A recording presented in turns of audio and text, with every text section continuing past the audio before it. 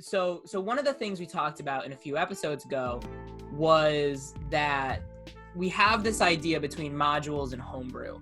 And before I was really speaking up for one side of the argument, because, Adam, you've been doing homebrew for everything.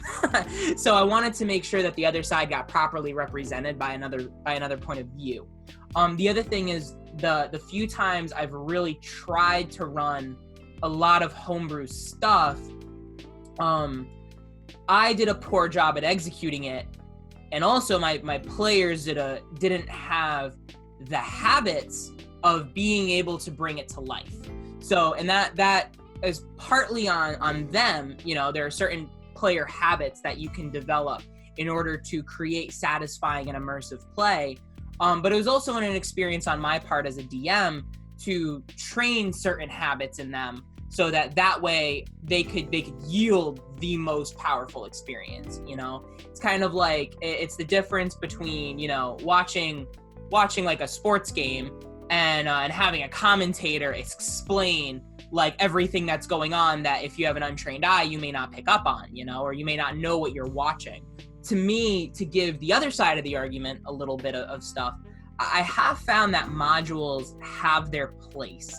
I think you can create extremely satisfying experiences with them because I have in the past, especially with some of the one shots I ran, like Cursed Castle and like I did run Dragon Heist through. I ran Tyranny of Dragons through, even though there was some it wasn't exactly Tyranny of Dragons.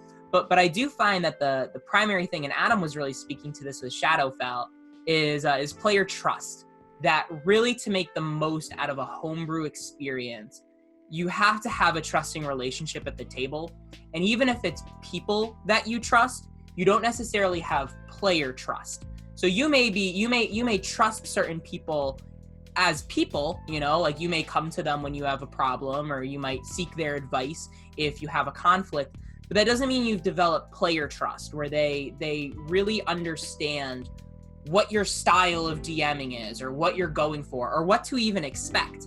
To establish player trust, you have to be able to deliver on expectations, both for yourself and the other person, because trust is a two-way street. And this is where I was getting really caught up with, is I spent a lot of times trying to cater to my players that I wasn't tending to my own needs and expectations as a DM. And looking back on it, a lot of every time I had a less than satisfying experience as a DM, including Monday Campaign 2, including Storm King's Thunder, it was because at some point the expectations shifted and they were never really addressed in an appropriate way. Part of setting expectations, of course, is a session 0. As in terms of Gearas's development, really, I find Gearas has been successful because everybody's expectations and the player trust has been reinforced. And that doesn't necessarily mean I'm not hiding things from you guys, or there's no reveals, or there's no mysteries, but you can trust in the process of the experience, But if I say I'm going to run a homebrew world with a lot of more complicated homebrew mechanics that may require more responsible bookkeeping from the player's end, and if you don't want that, you're welcome not to play.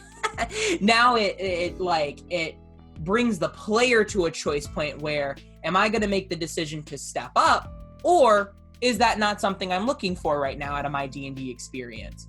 And I think it's fortunate that all the players really did step up. That even players that may have been spurned by that style of gameplay in the beginning of their playing career, they really rose up to it, So and I think that expectations, there are a few factors that can really help a DM determine if a module or a homebrew experience is more appropriate.